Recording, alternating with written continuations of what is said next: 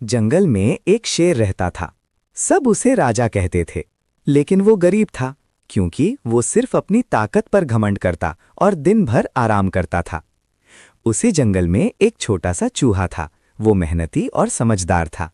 वो रोज खाना इकट्ठा करता, बचत करता और धीरे धीरे अपना छोटा सा काम शुरू कर देता है। समय बीतता है और चूहे की मेहनत रंग लाती है। वो जंगल का सबसे अमीर जानवर बन जाता है। जब शेर ये देखता है तो उसे समझ आता है कि असली ताकत शरीर में नहीं बल्कि मेहनत और दिमाग में होती है। सीख, मेहनत ही आपको असली राजा बनाती। घने जंगल के बीचों बीच एक बहुत पुराना बरगद का पेड़ था। उसी पेड़ पर एक छोटी सी चिड़िया रहती थी। उसका नाम था चिंकी। चिंकी दिखने में भले ही छोटी थी, लेकिन उसकी बुद्धि बहुत तेज थी। जंगल के बाकी पक्षी अक्सर कहते, अगर किसी मुश्किल का हल चाहिए तो चिंकी से पूछो। चिंकी के 3 छोटे छोटे बच्चे थे।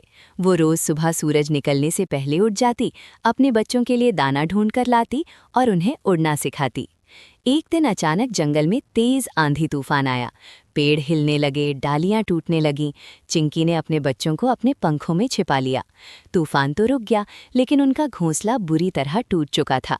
अब समस्या ये थी कि नया घोंसला कहाँ बनाया जाए।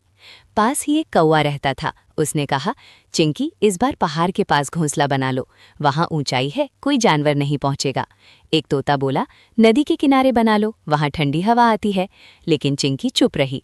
उसने सोचा, सिर्फ ऊंचाई या ठंडी हवा काफ़ी नहीं, मुझे ऐसी जगह चाहिए जो सुरक्षित भी हो और बच्चों के लिए आरामदायक भी।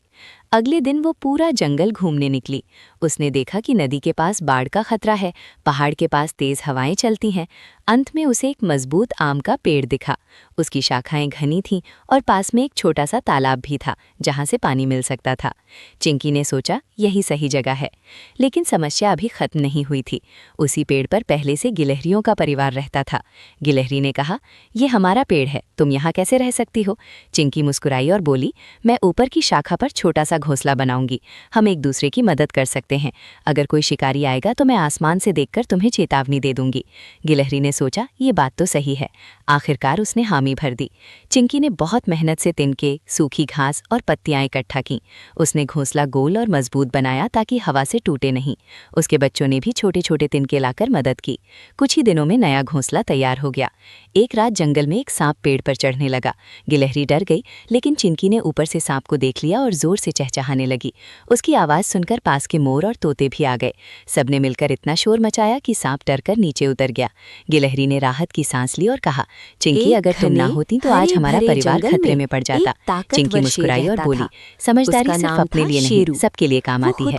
समय बीतता गया, चिंकी के बच्चे बड़े होकर उड़ना सीख गए। वे भी अपनी माँ की तरह समझदार और मेहनती बन गए। जंगल के बाकी पक्षी अब चिंकी की जोर से दहाड़ता, मैं हूँ इस जंगल का राजा, मेरी इजाजत के बिना यहाँ पत्ता भी नहीं हिलता। पास ही पेड़ पर बैठा तोता मिट्ठू धीरे से कहता, पत्ता तो हवा से हिलता है।